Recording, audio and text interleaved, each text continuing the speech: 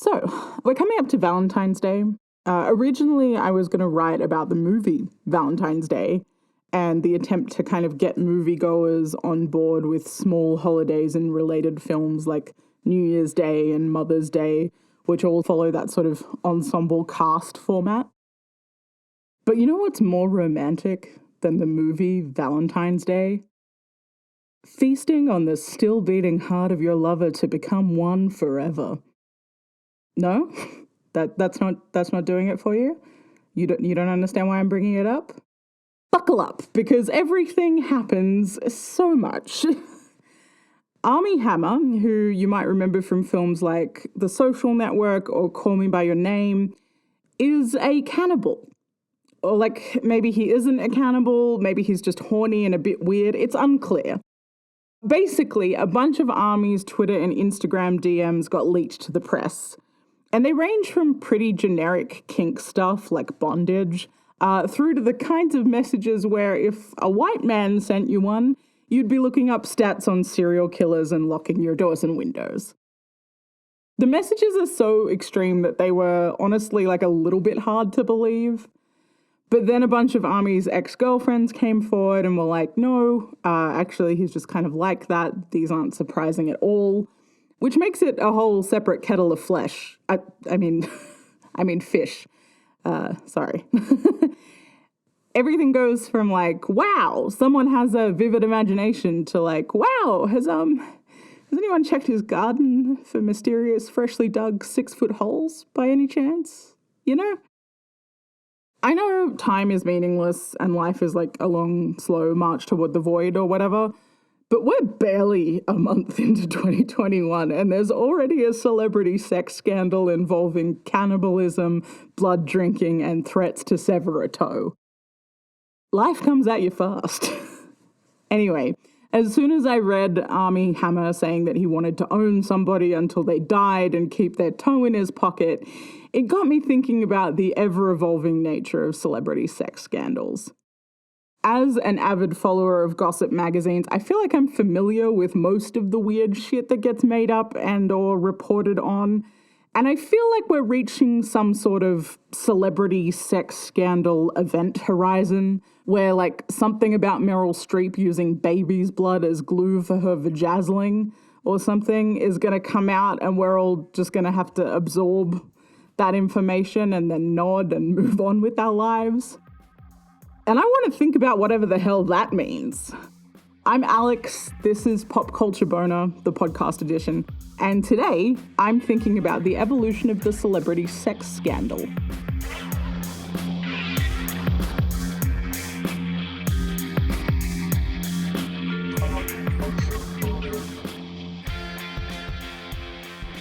Here's a weird thing for me to admit. I kind of love a sex scandal, which I know makes me terrible, but like allow me to give you some insight into my garbage psyche. Let me paint a picture for you. The year is 1998. I'm 8 years old.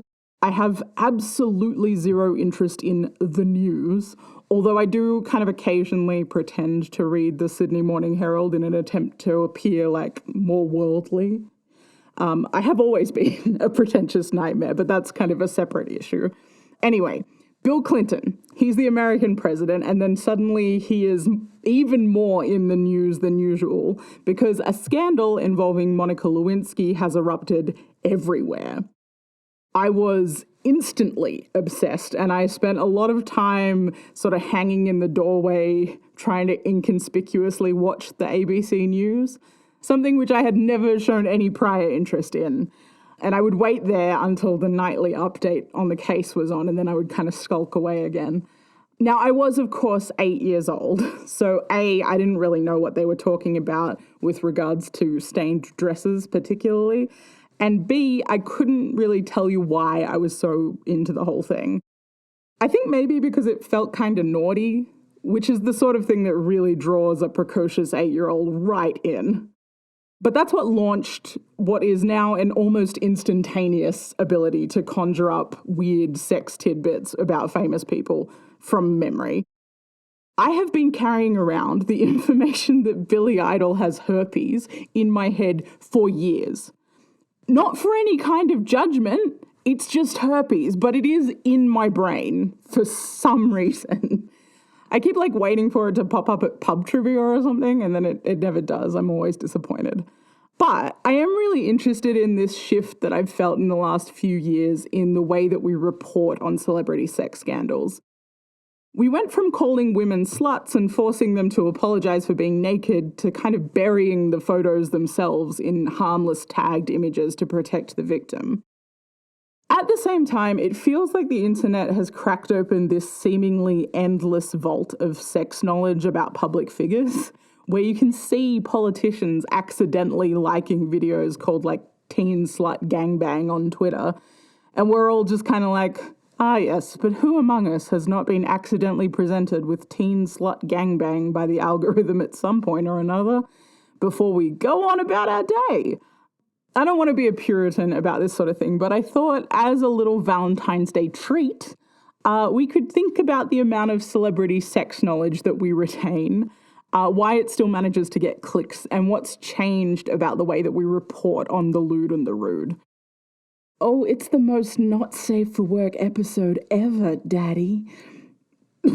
Oh God, I'm so sorry. I'm so sorry. I'm making myself feel unwell. That was so bad. Oh, let's just get into it. The public obsession with private lives of the rich and famous obviously isn't new. Scandal sheets were a popular form of journalism in the late 1700s. I'm doing air quotes around journalism. They were essentially small run prints of the most salacious society gossip. Kind of the equivalent of that Gossip Girl-esque thing we're seeing in Bridgerton, except many of the scandal sheets were kind of used as thinly veiled blackmail attempts. But they also sold space for positive mentions as well, so there's that, I guess. Moving into the 1950s, the increased popularity of Hollywood stars and the collapse of the studio system gave rise to a new form of gossip magazine that seemed to have this omnipresent access to celebrities' naughtiest intimate moments. And then came the age of the internet, and a supercomputer in the pocket of every freak on the street meant that scandal went digital. And in some ways, we really did have access to some portion of the inner lives of celebrities. I mean, obviously dependent on how much they left the house and whether or not they understood that people could see what they liked on Twitter. Anyway, it's kind of tempting to assume that the fact that these types of news articles are still popular means that nothing's really changed. We're drawn to tawdry news like horny little moths to a big phallic flame, or sapphic flame, whatever holds your interest more. But reportage on celebrity sex scandals is one of those things that I can feel as having had a really significant shift in my adult lifetime. All you need to do is have a look at the way that we've responded to some of the greatest hits of the last 15 years or so to see that there's been this real shift away from a kind of shocked, pearl-clutching reaction to nudity to a kind of, shocked pearl-clutching reaction, but to the fact that people's privacy would be invaded in such a way. I mean, look at the evolution of sex tapes and nude photos in the public domain, for example. There used to be a punchline. Let's take Pamela Anderson. In 1995, Pamela Anderson and Tommy Lee's honeymoon tape was stolen from their home by an electrician, and it popped up on the internet, distributed by a company called Internet Entertainment Group, which was the website that pioneered camgirls, in case you're wondering. It was a huge story that culminated in the pair being a punchline for everyone from late-night talk show hosts through to screenwriters. And what's more, Pamela Anderson particularly was expected to be in on the joke. She even appears in Scary Movie 3 talking about the tape in parody of The Ring, but her co-star misunderstands her and says, oh, the one where they do it in the boat and then in the car and then in the bathtub, in a direct reference to scenes from the film. The way that Pam and Tommy handled this sex tape mishap actually ended up being something of a precedent for sex tapes to come. They settled with Internet Entertainment Group for an undisclosed amount of money and ended up allowing the group to distribute the tape's contents digitally, which is how we end up with Paris Hilton's or Kim Kardashian's sex tapes, which were both leaked to the public by vengeful ex-boyfriends, being owned and licensed by the stars themselves. I think with the idea being that if it's already out there, you might as well exert some agency and make a profit. Since the release, both Kim Kardashian and Paris Hilton have spoken publicly about the fact that they felt manipulated by the circumstance. Hilton particularly has called the sex tape release something that will traumatize me for the rest of my life. The fact that we're even asking Paris how she feels about something that happened 17 years ago indicates a pretty significant shift in consciousness. All of these tapes were made public by third parties seeking to shame or otherwise tarnish the reputation of the women in question. And because the internet is forever, their hands were forced, making them jovial accomplices in this bizarre new form of reputational rehab. While in the late 90s and early noughties, we were willing to accept moves to buy out the distribution rights to the tape as an endorsement, and even as somehow empowering, now we're having to reckon with the morality of their presence in the public domain in the first place. When you compare shifting attitudes to leaked nude photos, which at one point was so common it was happening roughly once a week, you see a really similar shift in mindset happening over a much shorter period of time. When Disney star Vanessa Hudgens' nudes were leaked onto the internet in 2007, she was forced to apologize to fans and to the Disney Corporation, who accepted her apology and said that they hoped that the star had learned a valuable lesson. The lesson they were talking about, folks, was not fuck Disney.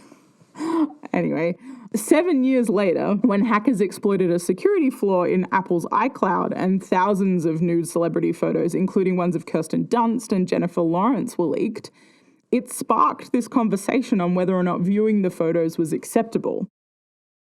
Jennifer Lawrence did a full Vanity Fair article calling the leak disgusting and an incredible violation of her privacy, which it is. And the further evolution of that conversation has meant that when Chris Evans accidentally puts his own dick on Instagram for a fraction of a second, fans and casual observers actively work to bury that photo so it can't be found by prying eyes.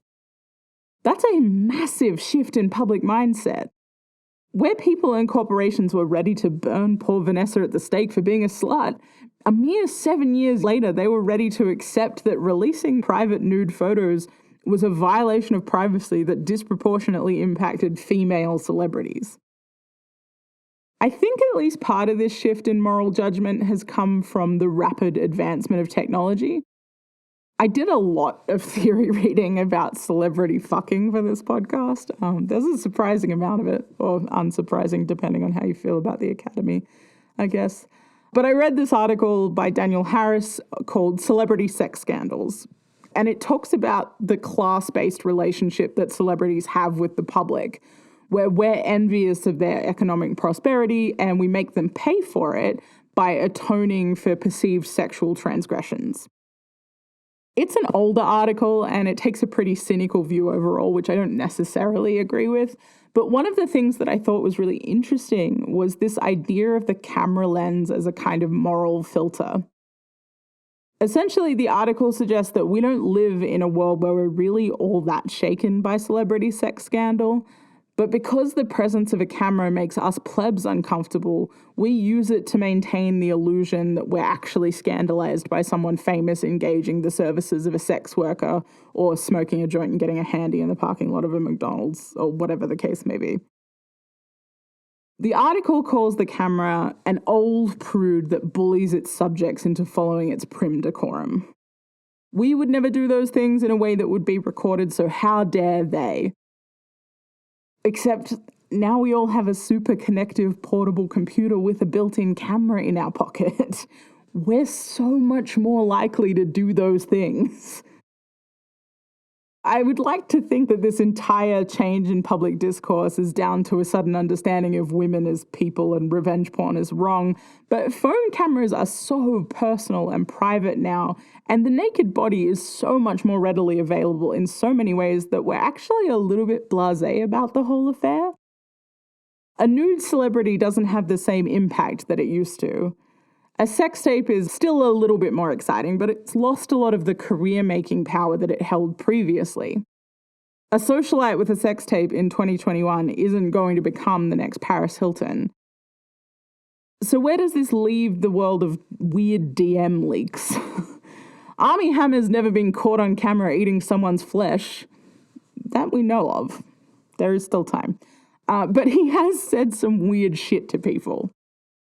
Now, I don't want to get in too deep to the moral issue of Armie Hammer and his DMs. It's a weird series of messages to send somebody that has freaked people out because it is so extreme.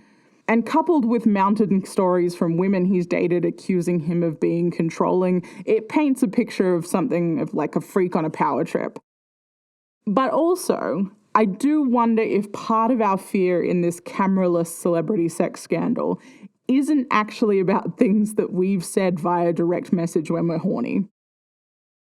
Like maybe we carefully curate the nudes we take to keep them tasteful and semi-anonymous, or we delete them altogether.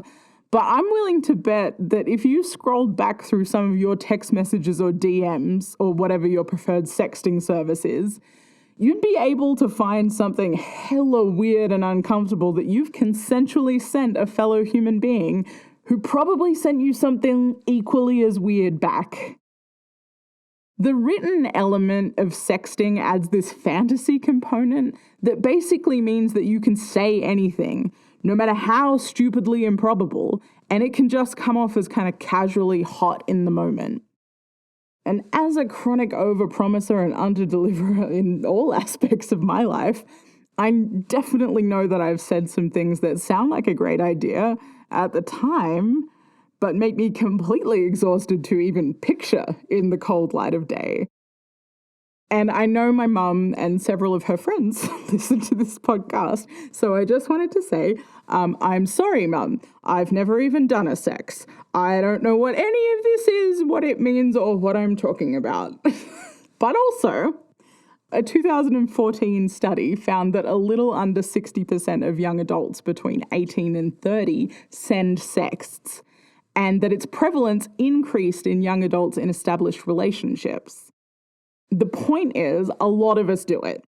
So having someone's deeply, deeply unhinged sexual messages become a matter of public discourse not only makes us concerned for the safety of our toes in the presence of Armie Hammer, but also eternally grateful that we're not famous enough or pretty enough for someone to want to extract our delicious direct message data. I think we're both punishing his sexuality a little bit and worrying about our own. I don't know if we're ever going to come full circle on the leaking of private messages the way that we have with nude photos or sex tapes. Part of the allure of celebrity is based on the fact that they are somewhat mysterious. Their removal from their audience means that they become something of a blank slate, which we can kind of project onto. It used to be that the naked body was the mechanism that broke that mystery. It was scandalous because their nudity seemed to reveal something about their sexual inner lives which previously hadn't been available to us. But over time, the allure of the naked photo has lost some of its shine, or at least it reveals less than we used to believe. Direct messages sent in the midst of a moment of lust are so much more intimate. That's a private thought that's now out loose in the world. Imagine if someone could see all the spelling mistakes that you'd made trying to type out sexy messages one-handed. Your lover might politely ignore the fact that you've misspelled fucking as ducking or pounding as pudding, but rest assured the public won't. While we may never be able to tell whether Armie Hammer drinks the blood of women as part of his sexual fantasies, unless he starts, avoiding garlic and only making movies in total darkness, I guess, it is probably a good cue for you to go back and delete the message where you said you wanted to duck someone's wet puppy with your big clock.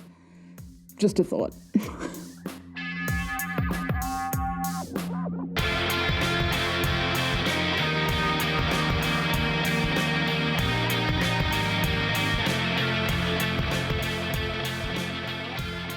Happy Valentine's Day, friends. I hope you've enjoyed this episode, and specifically that you appreciate all the effort that I put into euphemistically describing the ways in which Armie Hammer allegedly likes to bone down. It was hard work.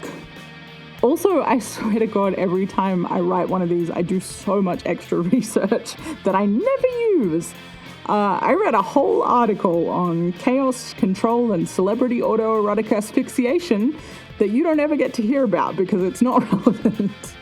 But rest assured, I have opinions. So if you can deal with me yelling autoerotic asphyxiation at the top of my lungs, you should come and talk to me about it next time you see me at the pub.